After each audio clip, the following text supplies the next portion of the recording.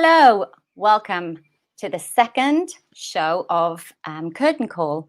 So what is Curtain Call? Where it's actually a podcast that celebrates achievement, and if you've got a book, a film, a new business venture, a new idea that you would like to celebrate, then please drop us a line, give us a call, and maybe we can feature you on a podcast.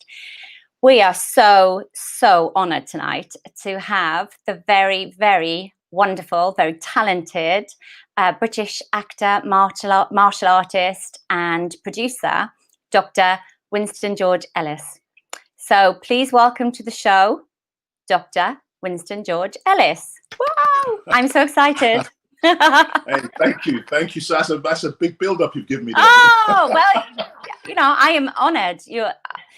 Actually, the more I read about you, the more I learned about you, the more I'm like, wow, this guy has achieved so much. Amazing. You fit so well into this show, honestly. Oh, thank you so much indeed. You know what I mean? But I have to remind myself every now and again, yeah, I'm 55. Yeah, I've been there. I've done it. I've done a lot. I put you down for 47. See, I've blown it out the window. Oh, that's it. Thank you. I had to research what you were a doctor in, and I love it when I read that people get an honorary doctorship, and you got it from Birmingham University for your humanitarian work. That's incredible. It's so incredible. Yes. We'll tap into that later on in the show, because I'm so interested in your charity and in your humanitarian work, because it's very diverse, and I mean I particularly feel very enamored towards it. But we'll tap into that in a bit. First of all, let me take you back to when you were 12. Oh my God! I never knew you when you were 12, right? Right. But so first of all, you were born to Jamaican parents around Reading, is that right? Because I saw that Reading, Reading's your hometown. Yeah. Reading's my hometown. And you live, and you live just outside of that. So it's you kind of still seeing your parents and that every Sunday. That's right. Well, my parents, my mother lives in Jamaica now, and my father lives in New York. But my mom's actually visiting us here in the UK at the moment. So I have all my siblings here, and all our children and our grandchildren. They're all here. Oh wow! So, love it. So I moved to be close to them, but not too close, you see? No, exactly. No, not too close. Go for there for Sunday dinner and then come out again. Come home again, that's right. So the reason I said about when you were 12 is because that's when you engaged in your first martial arts lesson, is that right? That's right. Yeah. And was it kickboxing? Am I right in saying that? No, actually, No, what I started out with, it's kind of funny actually, because I was a Boy Scout. Okay. And we were doing all these different. You had to do all these different awards, all these different these activities to get these badges that you used to have on your sleeve. Yeah. And one of the things that came up is that they said that you had to have a activities or hobbies badge. And I didn't know. I thought to myself, what am I going to do? I don't know. I haven't got a hobby. I haven't got an interest. How do I? And it just so happened they opened up a martial arts school at the bottom of my road where I was living at the time. And I had no idea what martial arts was, but it sounded like something good to do. So I went down there and I just literally fell in love straight away. And the actual first martial arts that I ever studied was called Lao Ga. That was the first. Yeah, so I studied martial arts. I studied Lao Ga for about maybe 2 years. And what is it? What is Lao Ga for anyone like myself who doesn't know? It's It's very difficult to explain what it is, but it goes back centuries. It's got generations and generations of heritage. It's one of the oldest martial arts that's out there, and it uses a lot of palm techniques, hand techniques, breathing techniques, and movement. And it's kind of like, in a way, some people can sort of relate it to Tai Chi, but it's not. It's a much more stronger style of martial arts than Tai Chi. Oh, how do you spell it? Is it CH? No, Lao Ga. Lao Ga. Oh yeah, Lao Ga. Yeah. I'm thinking of L-A-U. something else. Yeah. Oh right, yeah. Okay, so, but the thing about it is that it opened my eyes to a whole new world. Because I never experienced anything like that before. I hadn't even seen a Bruce Lee movie or anything at that point. So it was just a case, here's a kid being thrown in a deep end, and I'm seeing all of this for the first time. And the thing about it is that everybody in the class, they're all adults. So I was the only child. And so that sort of boded really well with me, because when we did workouts and sparring stuff together, I was actually working out against adult men. So yeah. So it was good for me. And what made you go into kickboxing? Well, the thing about it is that was a lot later on in life. The thing for me, it was a case of, well, I didn't just want to wear a belt that signified a color and say, okay, you're this good. I wanted to actually try out the martial arts and figure out whether or not it really works for me. And so I started to sort of like dabbling, going to different schools and meeting different people and practicing their martial arts and comparing martial arts. And then slowly, it sort of brought me into the kickboxing field and then the Thai boxing field. But that wasn't until much later on in life. And so you're three times champion in martial arts. Is that in kickboxing? That's in Thai boxing and fight. Yes, it is. Yes. The thing about it is, it's kind of strange because people ask me this question all the time. See, back then, there were so many organizations. So I can't even turn around and say, yes, you are true. There were so many organizations all around the world. And basically, everybody had a world championship belt. The thing is, nowadays, it's kind of like really curtailed down and you have like the real main few. So it'd have been a lot more difficult these days. I don't know. I think you're underplaying yourself. I'm an ex-British karate champion myself. I did Shotokan karate. Yeah. Shotokan. Yeah, wow. Shotokan. Which again goes back to Okinawa, and that's got a huge heritage as well. Powerful style of martial arts. That's a very powerful style of karate. I used to love fighting you guys though, actually, because you guys are very linear. I don't think I'd have liked to have fought you. I'd have let you win. I think you'd have beat me, to see the truth. I've been too distracted. I'd have tickled you to death.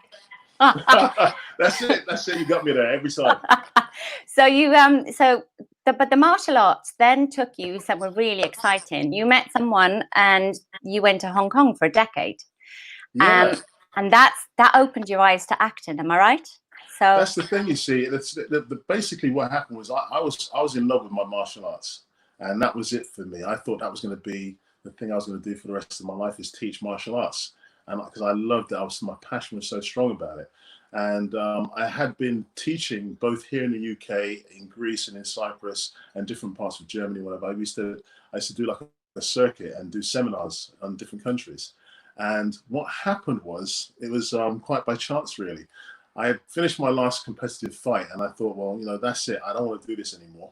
I'm getting so many injuries now, and it's only a matter of time before you get an injury that you can't come back from. Yeah. And so I figured, well, I have to find something else. And I was actually away in Cyprus, or Greece, actually. So I keep saying Cyprus, it's Greece. I was actually in Greece doing a seminar. It was so many years ago, it's the whole memory, is the grey cells are going. I was in Greece with some of the students and some of my martial arts brothers, and we were doing a seminar. And it just so happens that they had Phillip Ko, Jackie Chan, and a few other guys from Hong Kong. They were actually doing location shooting around Cyprus, Greece, and a few different areas for films that they were doing. Right. And this one particular night, I just happened to be on the beach, and it was really late, and I didn't know anybody. I didn't know these guys were about, and I just thought to myself, I always do my best thinking. A lot of people meditate, a lot of people sit down and just like, but the thing is with me, when I do my katas, that's how I get away. That's my getaway zone. It's the breathing as well, isn't it? It's grounding and it's breathing. It grounds you. It grounds you. It centralizes you, and it really opens up your mind and gets me thinking. And clarity. It gives me clarity. I still do it to this day. Whenever someone get frustrated or I'm stressed about something, I'll go out and I'll start doing my arm, moving them, and that's it. And then by the time I've finished, I've got an answer. I know what I've got to do. I know excellent. What just like meditation in a way. Yeah, you're right. And how old were you at this stage, Winston? I think I would have been... I'd have been early 30s, I'd say. I can't remember exactly the date now, but I was early 30s, late 20s, early 30s. And it just so happens that, I got the great opportunity I was actually on the beach. There's this guy called Simon Yam. I'll never forget him. I remember he came up to me and he had really long hair. I remember it like it was yesterday, and really, really long hair, but it was bald on top, and these really dark, thick glasses. And I remember thinking, this guy looks so weird. And he came up to me and he said to me, hey, we've been watching you. My boss wants to meet you in the hotel. And I was like very dubious at first, because the thing is, I had the whole Jerry curl, Milli Vanilli look going on, the whole long hairstyle. Yeah. I love that hairstyle. I'll tell you something, believe me, that was a hard hairstyle to keep up with. I much prefer this one. But anyway, we ended up going back in, and there they were. These guys were there looking at the location shooting, and they offered me an opportunity to go off to It's a baby crying out, so I have to apologize about that. Is it one of yours? No, I'm done. I'm done now. I'm done. But yeah, going back to the story, they invited me out to Hong Kong to make a movie. And you know, I'm a guy from Reading, a young kid from Reading. I came out of school with very little education. I suffered with dyslexia. Yeah. I just didn't see it. I couldn't see it. I couldn't vision myself in this country all by myself doing martial arts in a movie with these big stars, people that I've grown up watching on TV, you know? Exactly. So for me, it was like, no, I'm not going to tell anybody because I don't believe it's true. So I came back to the UK, didn't tell my parents, didn't tell my brothers, didn't tell my family, didn't tell my students. I told no one until 6 weeks later.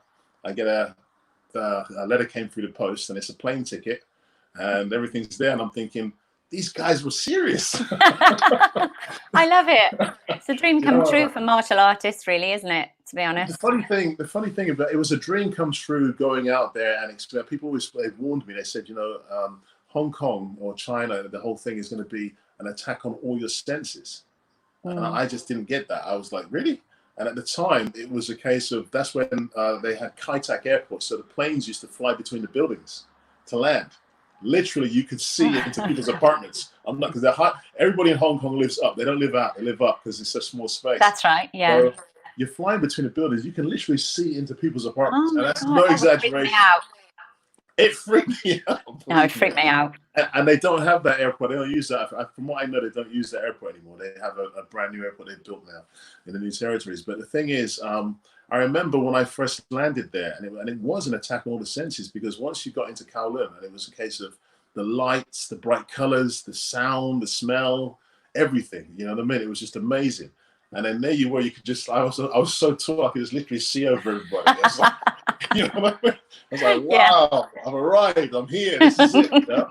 And I kind of stood out like a sore thumb. Yeah. And it was an incredible experience. But I have to say, my first experience with doing martial arts films, I absolutely hated it. What did you hate about it? What was it? I didn't want to do it again. I came back to the UK after, I think I came back after like 3 months, and I thought, that's it. I promise I ain't going back again. I'm not going to do it.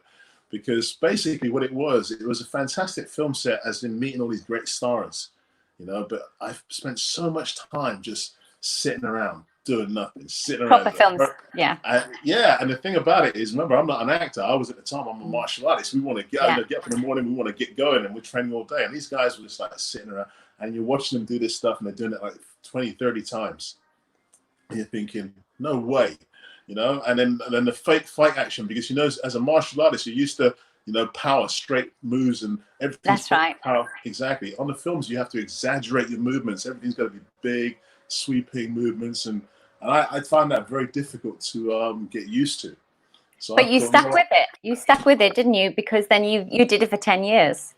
Well, what happened was, I have to be honest, when I came back to the UK and I saw the movie, and we went to the premiere and saw the movie, and I saw myself on the big screen, it scared the living daylights out of me, because really? If you've never seen, because if you've never seen yourself, remember, you're going back into the 80s here, if you've never seen yourself on a big 50-foot screen in the cinema, that can be kind of freaky, because every little movement that you do with your face is magnified, you know, like 50 odd times on screen. So were you critical?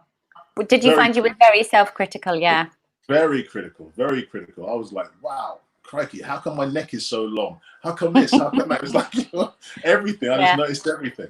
So I said to myself I was going to do it again. But what happened was I put a ridiculous price on my head. I said I wanted all these different, I wanted to live in a different apartment. I wanted a really nice view. And I wanted all these kind of ridiculous things, thinking they'd never go for it.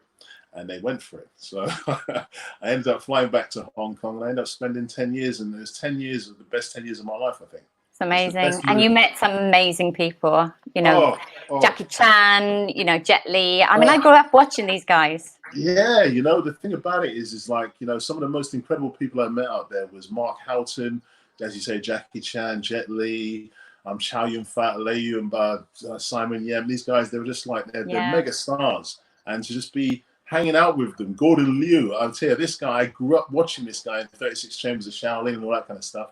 And then there he was, you know, you see him as the monk with the long grey beard in Kill Bill 1 and 2. Yes, I grew up, this guy, he came back to the UK, stayed at my home in the UK, taught me how to play classical guitar. You know what I mean? What an amazing man, you know? You've had a good life. You've had a good life. It's been you know, I've had some, believe me, for me personally, I think that I've really just enjoyed it. I've really enjoyed the journey. And when I look back and think of all the places that I've been and the people that I've met and the things that I've been able to do, I consider myself that, yeah, it's been a blessing. It's been God has truly blessed me. But you said yes. The thing is, unless you say yes to an opportunity, because we all get opportunities, but unless you say yes, you wouldn't, you know, you might not have got on that plane. You might have just hidden that ticket under your pillow and said, I won't mention it ever again to anyone.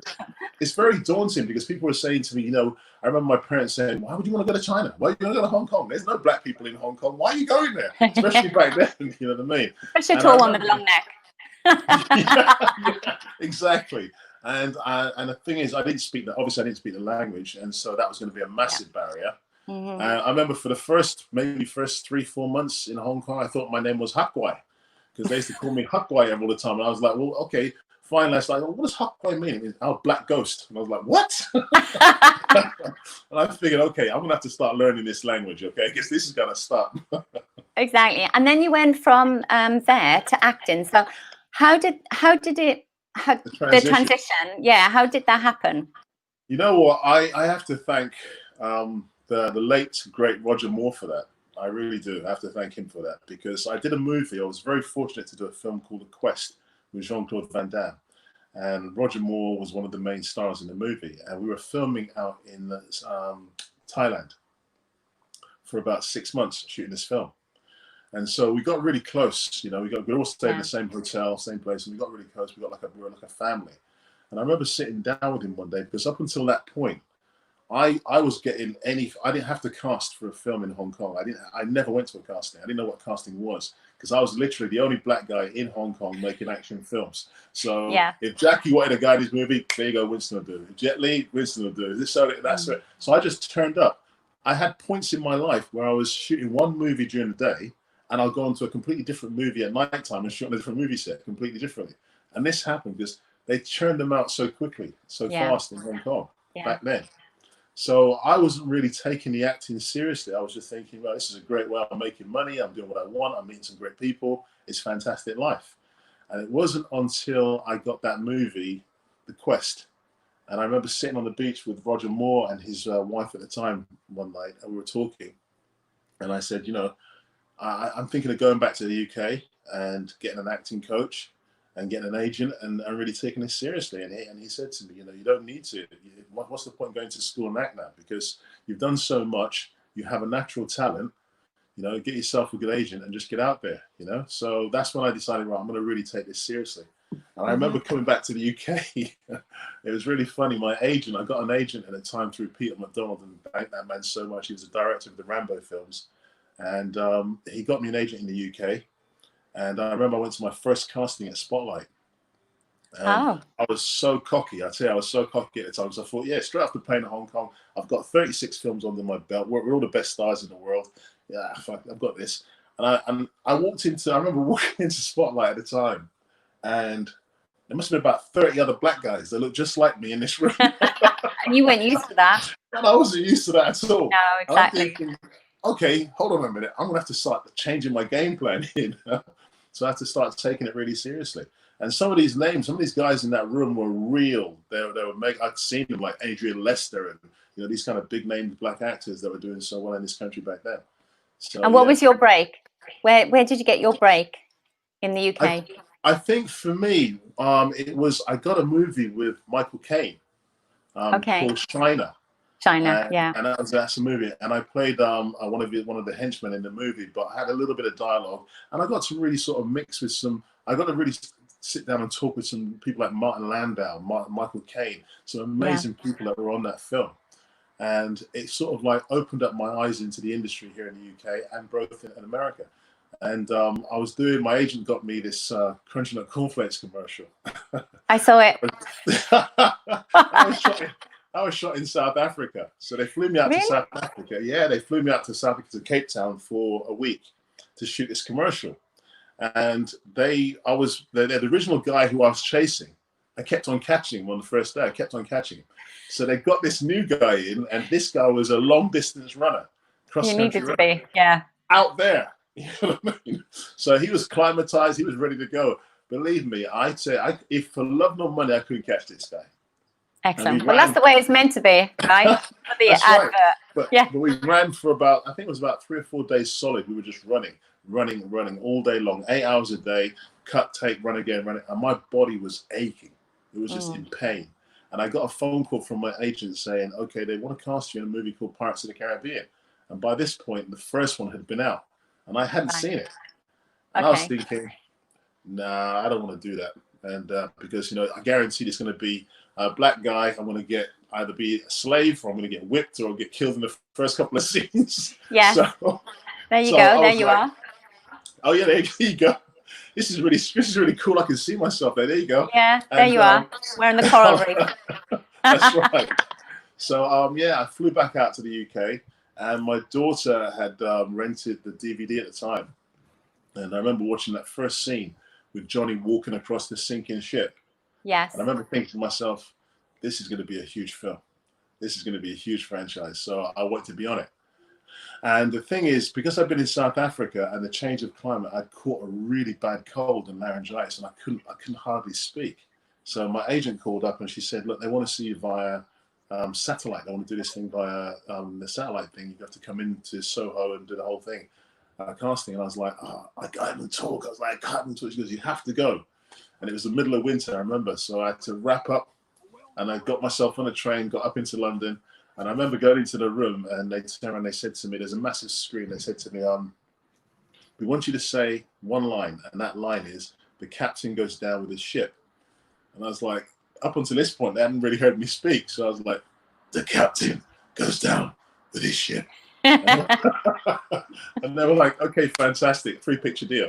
So that was it. I got Pirates 2 and I knocked through to do third. So that was it. And then that's fantastic. Some of the greatest memories of my life. We spent 18 months out in the Bahamas and LA doing. Sounds terrible. Awful. It was an amazing time. It was an amazing time. And so you've set up Razor Edge Films production company. Right. I don't know when you set that up actually. Did you set that during your time of acting or afterwards, or when did you set it up? The funny thing is, I'm still acting. I still am acting now. And what happened was, a really good friend of mine, he's a great friend, he's been a lifelong friend now for more than 30 years. He had written a script and it's based on a true story.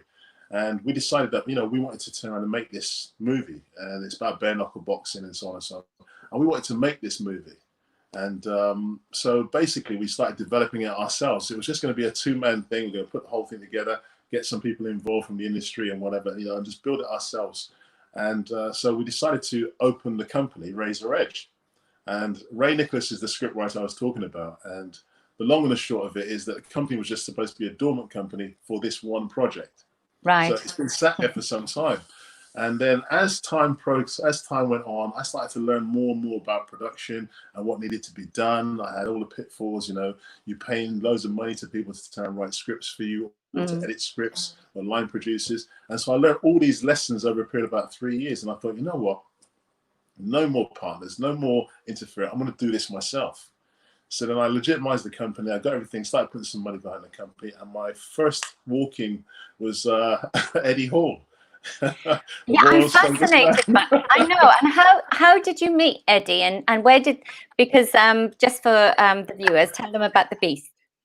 Well, The Beast is about, The Beast is a story about, it's a man's journey, and Eddie Hall is the world's strongest man. And basically it's about his transition from being the world's strongest man to becoming an actor. And his mentor is Arnold Schwarzenegger. And his life is it's surprising how much they've both got in common, you know. And so his whole dream was to follow in Arnold's footsteps and become a successful actor and actually meet Arnold. So what happened was we thought, oh, you know, this is going to be something. Let's approach him and see what happens. And Arnold's a big fan of Eddie's. He's a very he loves. And Arnold's a big fan of anybody that's doing something on that kind of level and pushes himself for that kind of. He really does embrace them, you know. He embraces Eddie in a big way. Excellent. And so the rest is really history. It was like being in the right place at the right time, somebody coming down and saying, "Want you to do this," and I was like, "Hey, you got me on board." It was that. You said yes again. See, you said yes again. I said yes again. Saying Exactly. yes to opportunity. Exactly. So we've been filming now. We're about 90% of the way through the production. Wow. At the moment, and we've just been guaranteed now another week in LA with Arnold. The whole lockdown period has really sort of cost us. We've been locked down for 3 months, so there was a bit of nail biting there for a moment or two, but it's all come good in the end. So I'm very, very excited, very happy. It's going to be an amazing project because we've got some really great scenes in the doc. It's a feature-length documentary.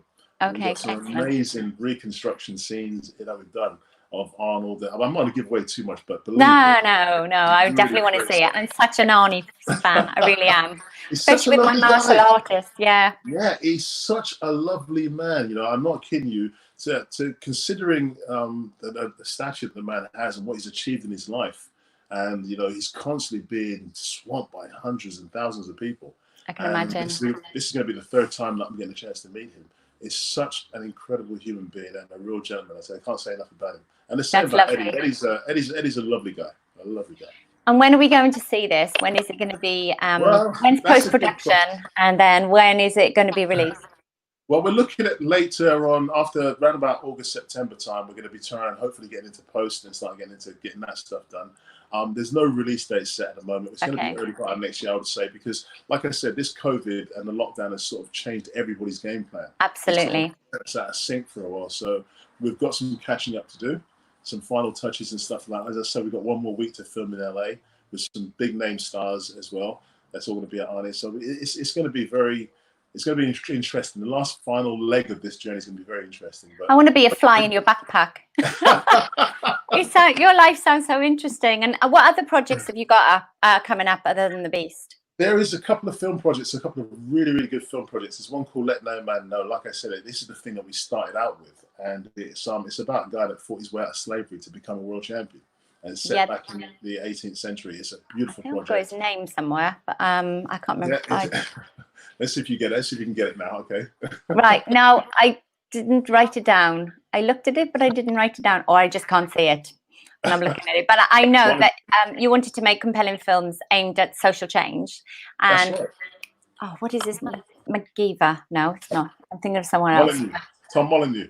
Molyneux, that's it. Molyneux, French name. Tom Molyneux. Yeah, he was a freed slave, and it's his story, isn't it? That's right. Yeah. It's about that, and again, it's about a man's journey and things that he's had to go through. Because when I read a lot about that period and how slaves were treated, and even though they were married, they were separated from their wives, and their wife and the children, and it was heartbreaking. It really, because for me, a young black man growing up, I grew up in the UK here, as I said, and I grew up at a time where they never taught black history in school, and so you only learnt white history. I know it's sort of, we're getting off onto a different subject here, but we only learnt white history. No, it's fine. It's topical. It's, it's a big part of who you are. And exactly. It's, this is your space to talk about that kind of thing. It's fine. Thank you. So I remember thinking to myself, and my parents were very, very religious, very strict disciplinarians in the fact that they came over in the Windrush era from Jamaica. And they were always taught, you come to this new country, you have to live by the rules, you've got to fit in, you've got to work really hard, you've got to achieve fantastic things in school, you've got to do so well. And the thing that they didn't really anticipate was the fact that, yes, we have those principles, yes, we have those morals, but it's very difficult to fit into somewhere where you stand out so much. Yeah. And you're sat in a classroom and there's 40 kids in this classroom and there's 3 faces that look like yours. And all the rest look like, and that's all you get taught. So for me, when I sort of got a bit older and I started traveling around the world a bit and started studying more about culture, about history, that's when it really sort of dawned on me. I was like, oh, okay, I get it now. I understand. This is where I'm coming from. This is where the ancestral background is. This is the stories. And so that's the reason why I've chosen these types of projects to do. And also, you're involved in your charity and philanthropy work. There's lots of things that you do, like Positive Strides. You still do Positive Strides. Positive Strides. I tell you something. Positive Strides. It's amazing, actually. You just said those simple words, and it's actually made me quite emotional. I just felt the tears that build up because Positive Strides is the brainchild of a man called Mark Straker. And Mark Straker passed away, sadly, a few years back. And he was my friend, he was my brother, he was my confidant, he was my priest, he was my everything. I'm telling you, he made me see things in such a different light. He was such a soft and gentle human being, and someone that I will always mention. Because if it wasn't for him, I don't think that I would have made the journey that I'm making now, because he kind of geared me to this. And so basically, long and short was he developed this thing called Positive Strides. And basically what it was a charity. We went into schools and colleges up and down the country, and we'd run like an 8-week course, with these disengaged children, people that were sort of like kids that find it difficult to engage and whatever. And I was one of those kids when I was back at school, because I suffered with dyslexia. So it meant that back then it wasn't diagnosed. So they just thought we were dumb. And so they'd kick you out of the classroom or whatever. So basically that's one of the things that really switched me onto this project. And so what we did, we got industry professionals, like we'd have a set designer, a makeup artist, a director, a producer, a writer, actors. And we'd come into the schools and we'd run these seminars over a 4-week period. And we teach these kids literally from the scratch, from literally developing an idea, a concept, to writing a script, to building the sets, to producing it, to do it. And they did it themselves, working alongside industry professionals. And it was all accredited learning. It was all accredited learning as well. So they got a basic, because we treated them as if they were at work. We did. And at the end of it, they get to make a short film, maybe 10, 15 minutes long. And we'd enter them into film competitions around the world. And I wish there was more of those projects. I really do. Oh, it made such a difference. It actually lowered the crime rate in Stevenage at the time when we did it by 17%. Do you know what I mean? Amongst the children of that age group. And I'm like, well, why not keep this kind of thing going? Because it's like I've always said, it's always back to education. Absolutely. If you educate the young, then you're preparing yourself for the future. It's the future generations now. You're sort of saying, all right, educate them the way you want things to be or how you think things should be. And we're going to have a better society. That's the legacy that I want to leave to my grandkids and my children. You know what I mean? Is the fact that I'm going to do the best that I can do for now, so that it makes it easier for you later on down the line. And Dingley's Promise. Another charity, Dingley's Promise, Winston's Wish, against breast cancer, prostate. The thing about it, people say, Winston, you do all these different charities. I don't charge to do any kind of charity work. I do it because I don't just get into charity work. If I'm passionate about it and I believe in it, and I believe in the people that are doing the work, then I get behind it 100%. And the thing is, I had got an offer many years ago now, a few years back, to be a patron of a special needs school in Reading. Right. I didn't understand special needs. I didn't understand ADHD, autism, and all that kind of stuff. So I said, listen, I'll do it on the condition that you guys let me come down there and work for a week. I ended up spending 3 months there. Excellent. I loved every minute of it, because I learned so much about these people, these young kids with these learning difficulties, and how they're no different. They're so clever, they're so intelligent. And people kind of like were ostracizing them and sort of like, we'll stick you in here, put a label on you, we'll stick you over here. And I was they need to be seen, don't they? Exactly. It's about somebody seeing them and somebody recognizing who they are. It could be anyone, and they'll carry that for the rest of their lives, just being seen by somebody.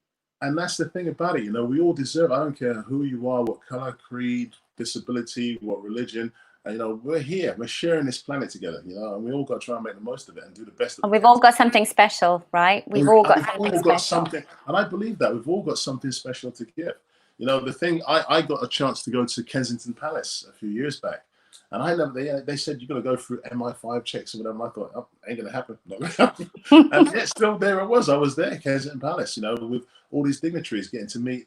And for me, these have been real milestones in my life where I've said to myself, you know what, if I've got this far, let me see how much further. I want to do something else. I want to go and do this. I want to go and do that.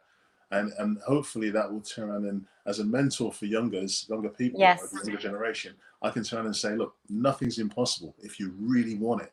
If you really set your mind to it and you really want it, nothing is impossible. Absolutely. So Les Brown is my invisible mentor. I'm going to meet him one day. I have connections to him. I'm desperate to meet him.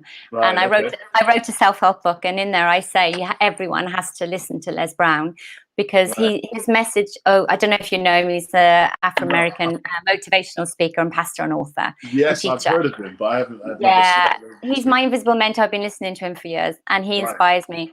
And he says it's possible. And if you just tell yourself, if you have any doubts about any of your dreams, over and over, it's possible, it's possible, it's possible. And it's changed my life. It's changed my life.